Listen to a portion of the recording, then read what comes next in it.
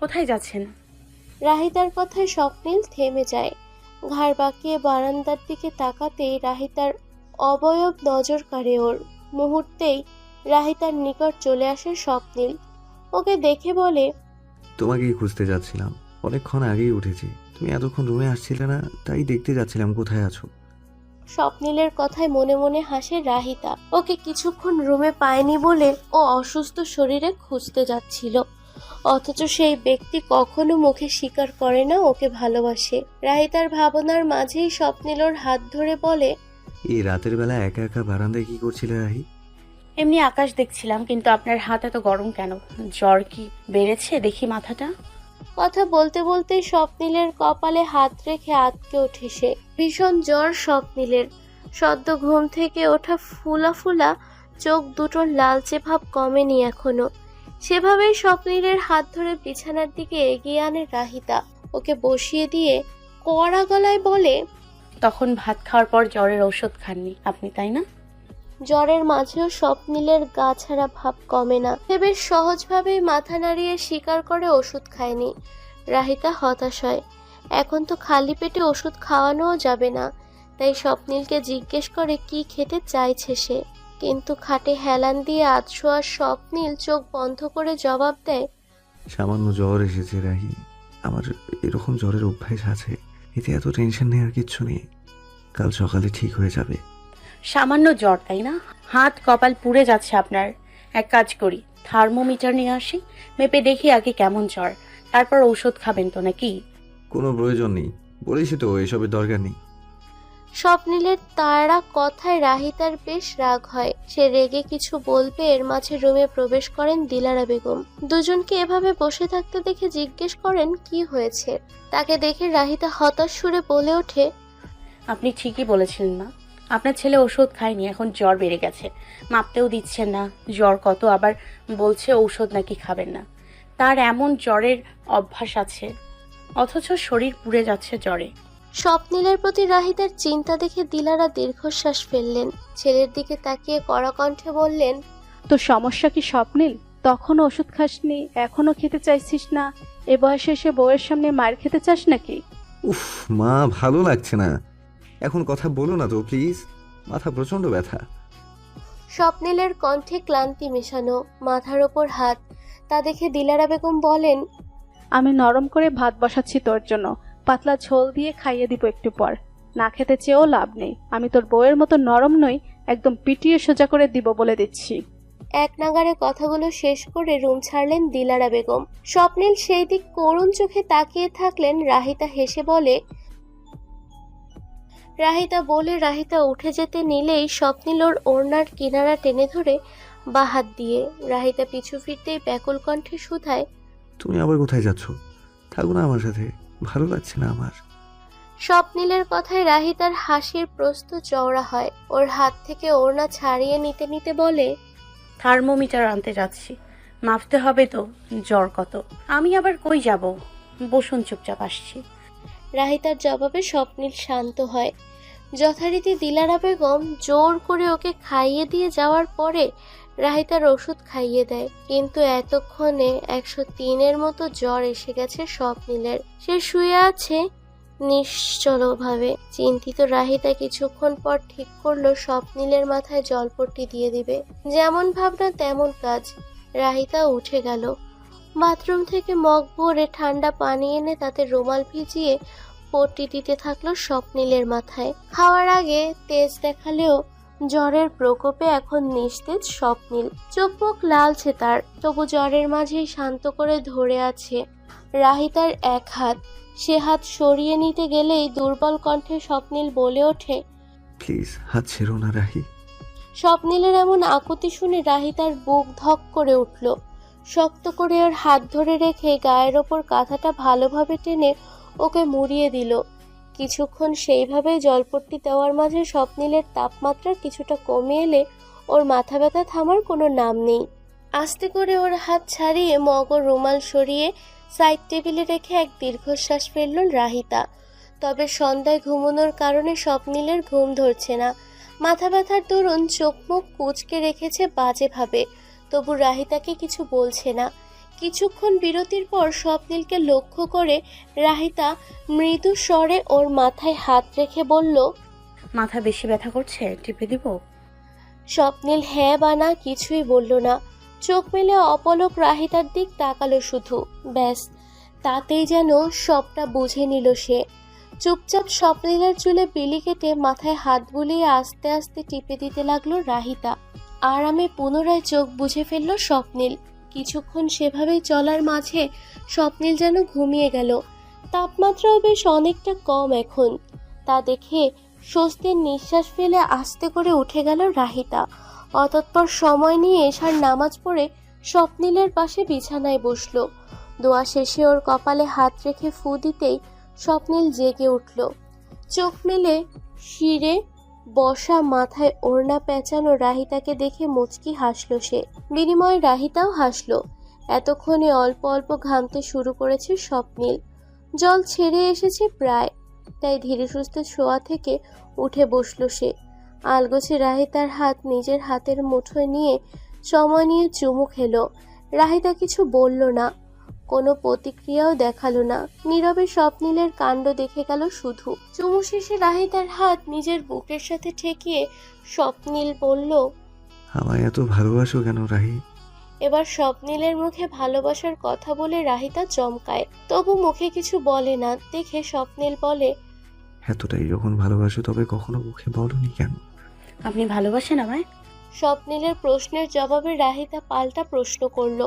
ওর প্রশ্নে স্বপ্নীল শান্ত চোখে তাকালো, মাথা নিচু করে হালকা হাসলো। রাহিতার চোখে চোখ রেখে বলল, তুমি কি বুঝো না? সব সময় শুধু বুঝলেই হয় না স্বপ্নীল। সামনের মানুষটাকে মাঝে মধ্যে শুধু বোঝার মতো ধৈর্য থাকে না। মাথা নিচু করে জবাব দিল রাহিতা। ওর কথায় স্বপ্নীল ভ্রু কুচকায়। রাহিতার মুখে স্পষ্ট বিষাদের চিহ্ন, যেন কোনো কিছু নিয়ে ভীষণ দ্বিধায় আছে। ও কি বলছে বুঝতে না পেরে স্বপ্নীল প্রশ্ন করে, মানে কিছু হয়েছে কি? এভাবে কথা বলছো কেন? কিছু হয়নি। আপনার শরীর ভালো না, শুয়ে পড়ুন, ঘুমানোর চেষ্টা করুন। রাত অনেক হয়ে গেছে, আজ রাত জাগাটা উচিত হবে না। কিন্তু রাহি, আমি অনেক ক্লান্ত স্বপ্নীল, সব কিছুর থেকেই। আমায় একটু রেস্ট নিতে দিন। এবার স্বপ্নীল আর কথা বলে না। মেয়েটা এমনিতেই অনেকক্ষণ সেবা যত্ন করেছে ওর। রাহিতার বিশ্রাম প্রয়োজন। আর কথা না বাড়িয়ে স্বপ্নীল হাত ছেড়ে দেয় রাহিতার। লাইট অফ করে ড্রিম লাইট জ্বালিয়ে রাহিতা পাশ ফিরে শুয়ে পড়ে। ওকে দেখতে দেখতে শুয়ে পড়ে স্বপ্নীল নিজেও। সেভাবেই রাত কেটে যায় দুজনের নিভৃতে। পরের দিন বেশ লম্বা করে ঘুম ভাঙে স্বপ্নীলের। জ্বরের কারণেই হোক বা কদিনের জেটল্যাগ সব মিলিয়ে 11টা বাজে ওর উঠতে উঠতে। জ্বর সেরে শরীর ভালো লাগছে এখন। আড়মোড়া ভেঙে ফ্রেশ হয়ে নিচে নেমে যায় সে। কিন্তু আশ্চর্যজনকভাবে দিয়ে পুরো বাড়িতে কোথাও রাহিতাকে খুঁজে পায় না সে। স্বপ্নীল অবাক হয় শেষমেশ দিলারা বেগমের কাছে যেতেই ওকে জবাব না দিয়ে সরাসরি নাস্তার টেবিলে নিয়ে আসে রুনি। মায়ের চাপে চুপচাপ খেতে বসে স্বপ্নীল। ব্রেডে জ্যাম লাগিয়ে মুখ দিতে দিতেই জিজ্ঞেস করে, রাহিটা কই মা? জানো তুমি, সকাল থেকে ওকে দেখছি না। ছেলের প্রশ্ন ও উদ্বিগ্নতায় কিছুক্ষণ আর চোখে লক্ষ্য করেন দিলারা বেগম।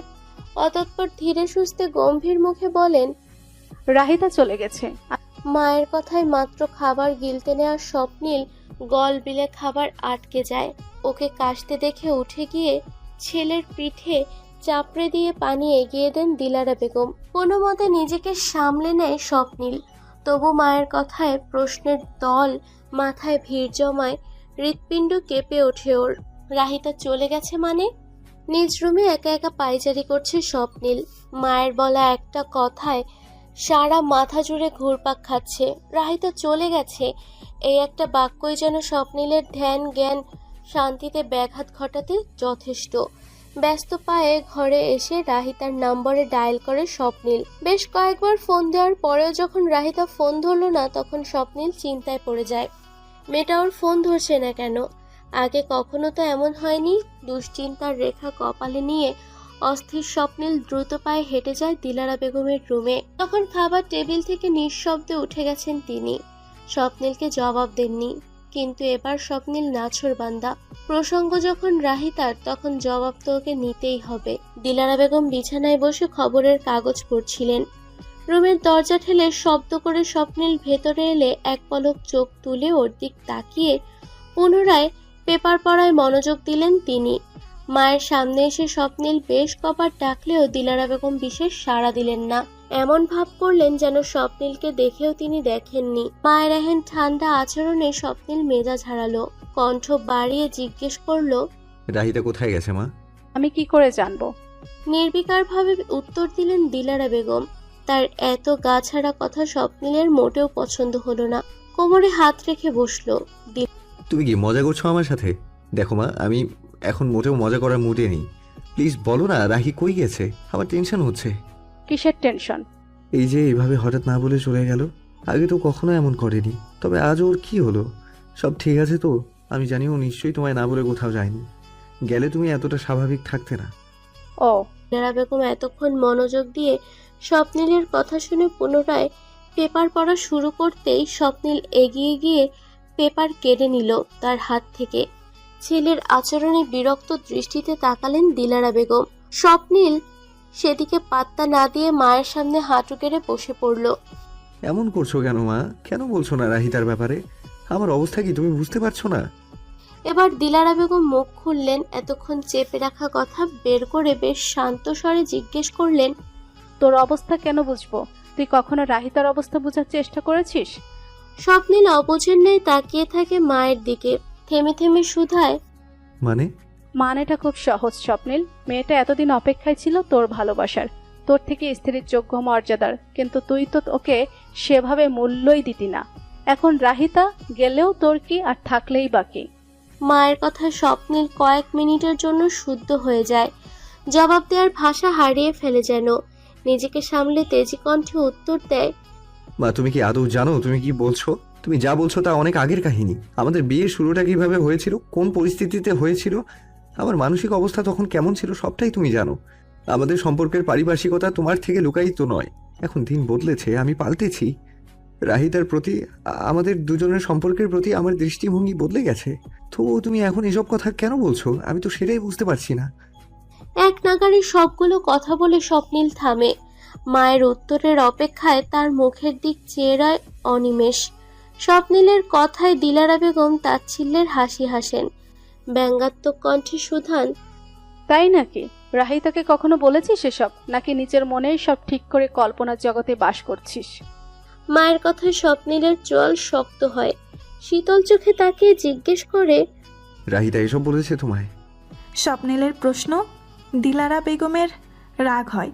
গদ্দপটা এখনো রাহিতাকে ভুলি ভাবছে। দাঁতে দাঁত চেপে তিনি বললেন, রাহিতা কখনো কিছু বলে? এটা আমার চেয়েও ভালো তুই জানিস রে। রাহি কখনোই নিজের কষ্ট অন্যকে বলার মতো মেয়ে নয়। তোদের দুজনের মধ্যে কি হয়েছে তা আমাকে বলেনি, অন্য কাউকে তো মোটেও না। বরং আমি তোদের দুজনের মাঝের শিথিল হওয়া সম্পর্কের একটা সমাধান করতে ওর সাথে আলাপ করেছিলাম। কিসের আলাপ? ভ্রুতুলে প্রশ্ন করে স্বপ্নিল। মায়ের কথাবার্তা খুব একটা সুবিধার ঠেকছে না ওর কাছে। স্বপ্নিলের প্রশ্নে এক দীর্ঘশ্বাস ফেলে দিলারা বেগম সব খুলে বলেন। স্বপ্নিল বিদেশ থেকে ফিরে আসার পর সেদিন রাহিতাকে ডেকে এনে কি বলেছিলেন তা বিস্তারিত বলতেই স্বপ্নিলের চোখে মুখে আতঙ্কের রোশনি উঠে দেয়। আলাদা হওয়ার কথা কানে আসতে এতক্ষণ টিপ টিপ করা হৃৎপিণ্ড বক্ষপিঞ্জরের বাইরে আসতে ধরে। নিজেকে সামলাতে ব্যর্থ স্বপ্নিল চেঁচিয়ে উঠে বলে, এসব কি বলছো মা? কিসের ডিভোর্স? আমাদের দুজনের মধ্যে এমন কিছুই হয়নি যাতে বিষয়টা ডিভোর্স পর্যন্ত গড়ায়। আমরা দুজন কখনো আলাদা হব না। আমি রাহিতাকে আমার থেকে আলাদা হতেই দিব না। স্বপ্নিলের কথায় সরু চোখে ওর দিক তাকিয়ে থাকলেন দিলারা বেগম। স্বপ্নিলের ক্রোধান্বিত অনলে ঘি ঢেলে বললেন, এখন যে বড্ড দেরি হয়ে গেছে রে বাপ। তুই যখন রাহিতাকে মেনে নিতে চাসনি, আমি তখনই রাহিতাকে কথা দিয়েছিলাম ও যদি কোনোদিন এই সম্পর্ক ছিন্ন করতে চায় আমি ওকে সাপোর্ট করব, কোনো বাধা দিব না, স্বেচ্ছায় ওকে যেতে দিব। এখন তুই চাইলেও। আমি চাইলেও মানে? সবকিছু কি তোমাদের ইচ্ছা মতোই চলবে নাকি? আবার ইচ্ছার কোনো দাম নেই তোমার কাছে? মায়ের কথা শেষ না হতেই ফুপিয়ে উঠে বলে স্বপ্নিল। ওর চোখ মুখ টকবক করছে রাগে। কি মনে করছে এরা শাশুড়ি বৌমা সবসময় নিজেদের মর্জি ওর উপর চাপিয়ে দিবে আর সে চুপচাপ মেনে নিবে? অবশ্যই না। স্বপ্নিল আহমেদ নিজের বউকে কিছুতেই হাতছাড়া করতে পারবে না, অসম্ভব। মনে মনে এসব ভেবে মায়ের উদ্দেশ্যে দৃঢ় কণ্ঠে স্বপ্নিল বলে ওঠে, দেখো মা, অনেক হয়েছে এসব।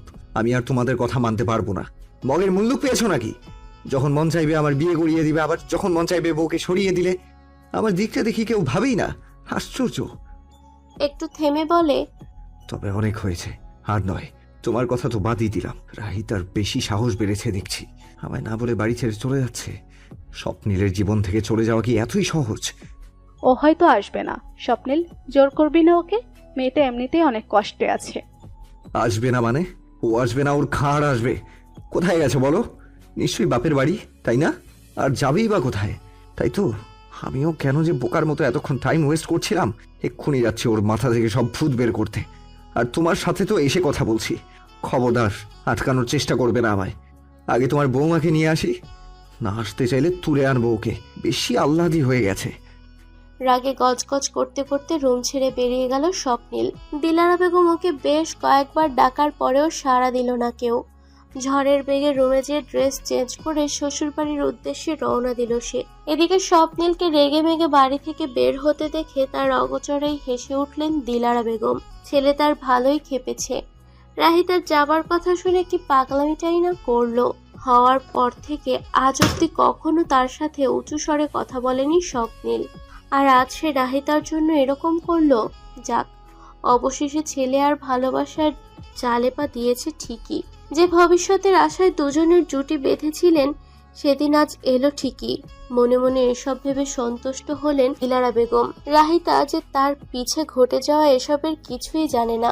স্বপ্নিলকে হঠাৎ দেখে নিশ্চয়ই চমকে যাবে সে। স্বপ্নিল কি পাগলামি করতে পারে ভেবে নিজে নিজে হেসে আর এক দফা কুটি কুটি হলেন দিলারা বেগম। ঠিক সে সময় রুমে এলেন সামিরা। মাকে এভাবে একা একা হাসতে দেখে বেশ অবাকই হলো বটে। বিস্মিত সুরে জিজ্ঞেস করলো, কি ব্যাপার মা, তুমি একা একা এভাবে হাসছো কেন? আচমকা মেয়েকে আসতে দেখে নিজেকে সামলে নিলেন দিলারা বেগম। মেয়েকে উত্তর না দিয়ে চোখের চশমা ঠিক করে স্বপ্নিলের মাটিতে ফেলে রেখে যাওয়া নিউজ পেপার তুলে নিজের গম্ভীর মুখে পড়ে নিতে লাগলেন। সামিরা সেদিকে ভ্রুকুচকে তাকিয়ে রইল কিছুক্ষণ। অতঃপর প্রসঙ্গ পাল্টিয়ে কৌতূহলী কণ্ঠে জিজ্ঞেস করলো, আচ্ছা মা, ভাইয়ের কি হয়েছে? উপর থেকে জিনিস ভাঙার আওয়াজ আসছিল, খুব রেগে আছে মনে হয়।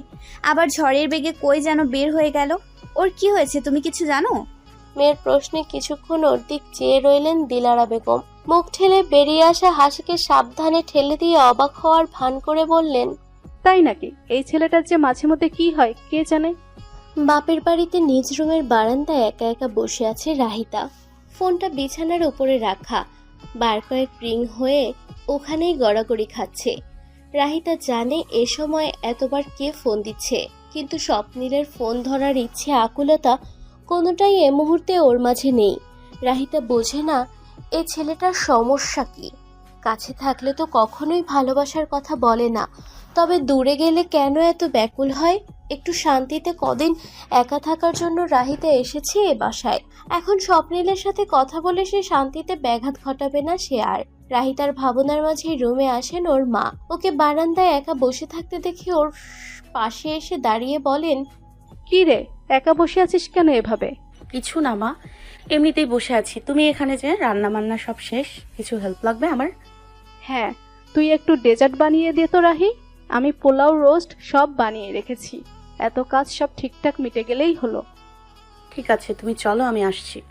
মায়ের সাথে কথাবার্তা বলতে বলতে রান্নাঘরের উদ্দেশ্যে চলে যায় রাহিতা। এক ফাঁকে ওকি মারে বোনের রুমে। মূলত ওর ছোট বোন রিধিতাকে দেখতে আজ ছেলেপক্ষ আসবে বাসায়। প্রেমের সম্পর্ক ছিল দুজনের। ছেলেরা অন্য শহরে থাকে, এবছর সে বিদেশ চলে যাচ্ছে মাস্টার্স করতে। তাই দেখা সাক্ষাৎ করে সময়ক্ষণ ঠিক করে সবার সম্মতিতে আক্ত পরিয়ে রাখতে চায় দুটো পরিবার। সেজন্যই আজ ছেলে পক্ষকে লাঞ্চের দাওয়াত দিয়েছে রাহিতাদের বাড়ি থেকে, যার দরুন এত আয়োজন। রিদিতাকে নতুন জামা কাপড় পরতে দেখে হাসি মুখে এগিয়ে যায় রাহিতা। আয়নার সামনে দাঁড়ানো বোনের পাশে দাঁড়িয়ে ওর কাঁধে হাত রেখে বলে, রেডি হওয়া শুরু করিসনি কেন এখনো? তোর শ্বশুর বাড়ির লোকেরা তো একটু পরেই আসবে। এই তো শুরু করব এখন। ওর সাথে তো বেশিরভাগ সময় অনলাইনে কথা হয়েছে আপু, সামনাসামনি 2-3 বার দেখা হয়েছে। তাই আজ পরিবার নিয়ে বিয়ের কথা বলতে আসছে দেখে বেশ নার্ভাস লাগছে। রাহিতার হাত ধরে বলে রিদিতা। বোনের কথা শুনে আনমনেই হাসে রাহিতা। নিজের বিয়ের সময় এমন পরিস্থিতি সে পার করে এসেছে। যদিও স্বপ্নিল ও ফাহিম দুজনের মধ্যে পার্থক্য আছে। স্বপ্নিল এসেছিল অনিচ্ছায় আর ফাহিম আসছে স্বেচ্ছায়, নিজের ভালোবাসার মানুষকে নিজের করে পাওয়ার জন্য। তাই বোনকে অভয় দিতে রাহিতা ওর মাথায় হাত বুলিয়ে বলে, এ সময় এমনটা মনে হয় স্বাভাবিক রীতি, তবে তুই একদমই টেনশন করিস না।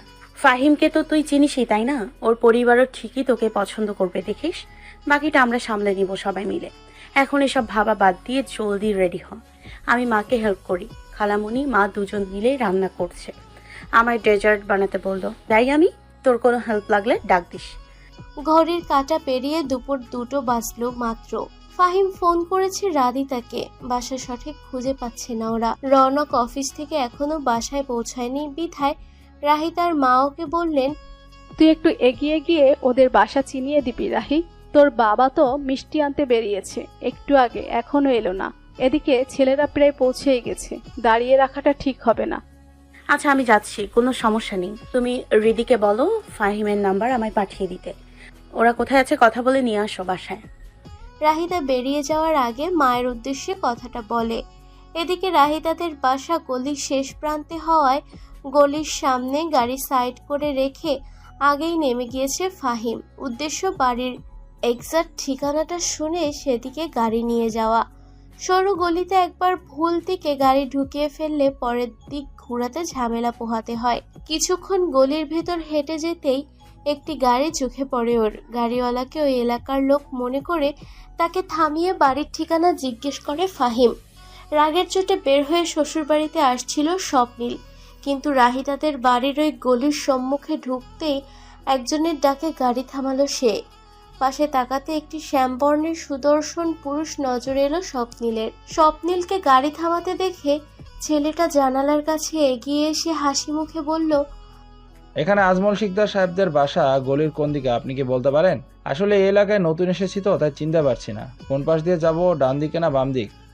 হঠাৎ এক আগন্তুক ছেলের মুখে নিজ শ্বশুরের নাম শুনে স্বপ্নিল খানিকটা অবাক হয়।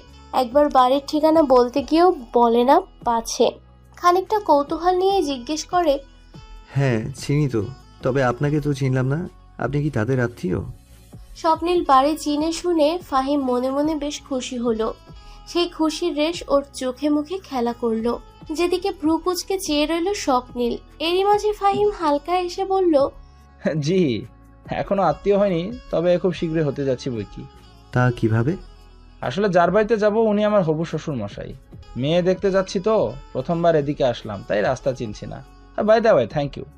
ফাহিম কথা বলা শেষ করবে, এরই মাঝে ওর ফোনে কল আসায় সে থেমে যায়। স্বপ্নিল তখনও খটকায়। মেয়ে দেখতে আসছে মানে এসব কি বলছে এই ছেলে? কপালে চিন্তার ভাঁজ নিয়ে থাকার মাঝে হঠাৎ করে ফাহিমের কথায় স্বপ্নিলের হৃৎপিণ্ড থমকে যায়। কান খাড়া হয়, নজর তির্যক হয়।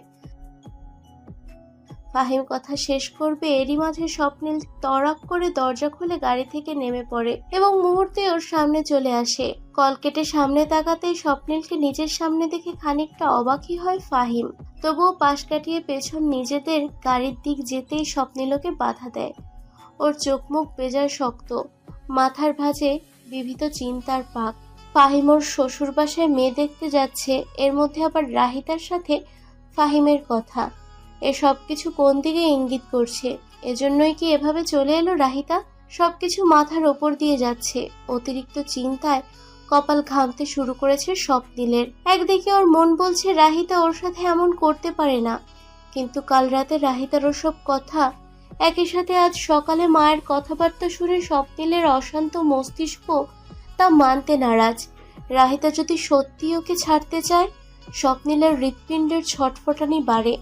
অসহ্য দহনে বুকের ভেতর কেঁপে ওঠে। অত্যন্ত হিংস্র অথচ গম্ভীর কণ্ঠে ফাহিমের উদ্দেশ্যে বলে, যেখানে থেকে এসছো সেখানেই চলে যাও। আচমকা স্বপ্নিলের মুখে এমন কথা শুনে ফাহিম চমকে ওঠে। লোকটা কে? আর এটা কেনই বা বলছে তাকে? আশ্চর্য তো। তবে স্বপ্নিলের কথাকে সে বিশেষ পাত্তা দেয় না। আগের মতোই নির্বিকার ভাবে হেঁটে চলে যেতে লাগে নিজের গাড়ির থেকে। যা দেখে স্বপ্নীলের রাগ মাথা চাড়া দিয়ে ওঠে। ক্রোধে দিক বিদিক ভুলে যাওয়ার স্বপ্নীল দ্রুত বেগে এগিয়ে এসে ফাহিমের কলার চেপে ধরে। আচমকা এহেন আক্রমণে ফাহিম বেশ অবাক হয়, একই সাথে রেগেও যায়। স্বপ্নীলের হাত থেকে নিজের কলার ছাড়ানোর চেষ্টা করতে করতে বলে, কি সমস্যা আপনার? পাগল নাকি? এভাবে চিনেন না জানেন না এমন মানুষের কলার চেপে ধরেছেন কেন? আজব তো। ফাহিমের কথায় এতক্ষণ আটকে রাখা মেজাজ নিমিষেই সপ্তাকাশে ওঠে স্বপ্নীলের। এক প্রকার চেঁচিয়ে উঠে ধমক দিয়ে বলে, আমি পাগল না? আমার কথা না শুনলে এখন তোর এমন অবস্থা করব যে তুই নিজেই পাগল হয়ে যাবি, বুঝেছিস? তোকে ভালোভাবে বলছি, যেখান থেকে এসেছিস সেখানেই ফেরত চলে যা। ওই বাসায় মেয়ে দেখতে যেতে হবে না। দেখেন মিস্টার, আপনাকে দেখে যথেষ্ট ভালো পরিবারের মনে হচ্ছে। আমি জানি না আপনি কেন এরকম গুন্ডার মতো বিহেভ করছেন, কিন্তু আমি আপনার কথা মানতে বাধ্য নই। একবার কেন 100 বার মেয়ে দেখতে যাব। আমার হবু বউকে আমি দেখতে যাচ্ছি, এতে আপনার কি? আমার কি মানে? আমারই তো সব। তুই যাকে দেখতে যাচ্ছিস সে আমার। একটা কথা কান খুলে শুনে রাখ, রাহিতা আমার বউ, ও শুধু আমার। রাহিতার দিকে চোখ দিলে কিভাবে সেই চোখ টেনে তুলতে হয় তার স্বপ্নীলের ভালোভাবেই জানা আছে। এজন্যই বলছি, ভালোই ভালো এখান থেকে চলে যা, নয়তো। স্বপ্নীলের মুখে রাহিতার নাম শুনে ফাহিম কিছুটা আন্দাজ করতে পারে কি হচ্ছে এখানে। স্বপ্নীল যে ওকে ভুল ভাবছে তা দিব্যি বুঝতে পারছে সে। তাই নিজেকে সামলে বেশ খানিকটা বল প্রয়োগ করে স্বপ্নীলের হাত থেকে নিজেকে ছাড়িয়ে বলে, হোয়াট? আপনি এসব কি বলছেন? দেখুন, এখানে একটা বড় মিসআন্ডারস্ট্যান্ডিং হয়েছে। আমি রাহিতাকে না। ফাহিম কথা বলা শেষ করতে পারে না, তার আগেই স্বপ্নীল ফুঁসে ওঠে তার দিকে আঙুল তাক করে হিসিয়ে বলে, খবরদার রাহিতার নাম মুখে নিবি না। আর কখনো যদি রাহিতার সাথে যোগাযোগ করার চেষ্টা করেছিস তবে আমার চেয়ে খারাপ কেউ হবে না। স্বপ্নীল কথা শেষ করতে পারে না, কারণ এরই মাঝে রাহিতা সেখানে চলে আসে। ওকে ছুটে আসতে দেখে নিজ হতেই স্বপ্নীলের মুখ থেমে যায়। সারাদিন পর নিজের সামনে প্রেয়সীর দেখা পেয়ে স্বপ্নীল অন্তর শীতল হয়, গতি মন্থর হয়। এতক্ষণ মনের ভেতর টকবক করতে থাকা অনল নিভে যায়। অস্ত্র পায়ে রাহিতা ছুটে এসে স্বপ্নীলের বাহু ধরে ফাহিমের কাছ থেকে টেনে সরিয়ে নেয়। অবশ্য সরিয়ে নেয় বললে ভুল হবে, হৃদপুষ্ট স্বপ্নীলকে টেনে সরানোর মতো জোর ওর নেই, বরঞ্চ ওকে কাছে আসতে দেখে স্বপ্নীল নিজ হতেই সরে গেছে। বাহুতে প্রেয়সীর ছোঁয়া পেয়ে পুরুষালী দেহের ভাঁজে লুকানো কোমল সত্তা বেরিয়ে এসেছে নিজ হতেই। এদিকে স্বপ্নীলকে ছাড়ানো শেষে লজ্জিত রাহিতা ব্যস্ত কণ্ঠে ফাহিমের উদ্দেশ্যে বলে, Fahim, I am really sorry. ওনার পক্ষ থেকে আমি মাফ চাইছি। প্লিজ তুমি ভুল কিছু ভেবো না। এখানে বড় একটা মিসআন্ডারস্ট্যান্ডিং হয়ে গেছে। রাহিতার কথা শুনে ফাহিম শ্বাস ফেলে। তার মানে সে যা ভেবেছিল তাই হয়েছে। এটা নিশ্চয়ই রাহিতার স্বামী। তাই মনের প্রশ্ন সরাসরি করে বসে, ইটস ওকে। আমি নিজেও বুঝেছিলাম কিছু একটা ভুল বোঝাবুঝি অবশ্যই হয়েছে, নয়তো অচেনা মানুষের সাথে এমন কেউ করে না। ফাহিমের কথায় রাহিতা স্বস্তির নিঃশ্বাস ফেলে। যাক, ছেলেটা উল্টোপাল্টা কিছু ভাবেনি, এতেই শান্তি। এরই মাঝে ফাহিম আবারও বলে, বাই দ্য ওয়ে রাহিতা, ইনি কি আপনার হাজবেন্ড? জি, এই জন্যই ভুল ভেবেছিলেন। আপনি কিছু মনে করবেন না প্লিজ। অলরেডি অনেক সময় ওয়েস্ট হয়ে গেছে। গাড়িতে আপনার বাবা মা অপেক্ষা করছে নিশ্চয়ই। গাড়ি কোথায়? দেখছি না যে।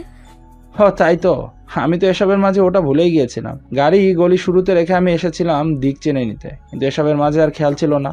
এখন যাই কেমন, বাবা মা নিশ্চয়ই ভাবছে ঠিকানা খুঁজতে যে আমি কই নিখোঁজ হয়ে গেছি। ফাহিমের মশকরায় হেসে ফেলে রাহিতা। ফাহিমকে ওদের বাসার দিক নির্দেশনা দেখিয়ে দিয়ে একই সাথে অনুরোধ করে ওর বাবা মাকে মাত্র ঘটে যাওয়া বিষয়ে কিছু না বলতে। পরে সব ঘটনা শুনবে এ আশ্বাস নিয়ে ফাহিম নিজের গাড়ির দিক ফেরত চলে যায়। ফাহিম যেতেই স্বপ্নীলের বাহু ছেড়ে দেয় রাহিতা। একই সাথে কড়া চোখে তাকায় ওর দিকে। স্বপ্নীল শুধু চুপচাপ শুনছিল দুজনের কথাবার্তা। এতক্ষণে সে নিজেও বুঝেছে তার কোনো একটা ভুল বোঝাবুঝি হয়েছে, কিন্তু সেটা কি তা এই মুহূর্তে একদমই মাথায় আসছে না। স্বপ্নীলের দিকে কিছুক্ষণ সেভাবেই তীক্ষ্ণ চাহনি নিক্ষেপ করে রাহিতা হেঁটে চলতে ধরে বাড়ির দিকে। কিন্তু এখানেও বাদ সাধে স্বপ্নীল। ওর হাত ধরে মুহূর্ত থামায় ওকে। বিরক্ত চোখে রাহিতা পেছন ফিরতেই স্বপ্নীল বলে, হেঁটে যাচ্ছ কেন? আমি তো গাড়ি নিয়ে এসেছি, তোমাদের বাসাতেই যাচ্ছি, গাড়িতে এসো। বলেই পাশে দাঁড়ানো নিজের গাড়ির কাছে এগিয়ে গিয়ে রাহিতার জন্য দরজা খুলে দেয় স্বপ্নিল। অগত্যা এই মুহূর্তে আর কথা বলতে আগ্রহী রাহিতা চুপচাপ গাড়িতে চেপে বসে। তা দেখে স্বপ্নিল আর দেরি না করে উঠে বসে গাড়িতে। দুজনের মাঝে আর কথা হয় না। দেখতে দেখতে মিনিট দুয়েকের মাঝে রাহিতার বাসায় পৌঁছে যায় ওরা দুজনে। ছেলেপক্ষদের মাত্রই ড্রয়িং রুমে বসিয়ে আপ্যায়ন করা শুরু করেছিলেন রাহিতার মা খালারা। রাহিতার মা খাবার নিতে রান্নাঘরের দিকে যাচ্ছিলেন। এমন সময় বাড়ির ভেতরে রাহিতা ও স্বপ্নিল প্রবেশ করে। স্বপ্নিলকে দেখে বেশ অবাক হয়ে যান রাহিতার মা। বলা বাহুল্য বড় মেয়ে জামাই সচরাচর তাদের বাসায় আসেন না। বিয়ের পর এক দুইবারই এসেছে। সেই ছেলে আজ হঠাৎ এই সময় বিনা নিমন্ত্রণে হাজির হওয়ায় বিস্মিত হওয়ারই কথা। তাই তো স্বপ্নিলের কাছে এগিয়ে গিয়ে তিনি বলেন,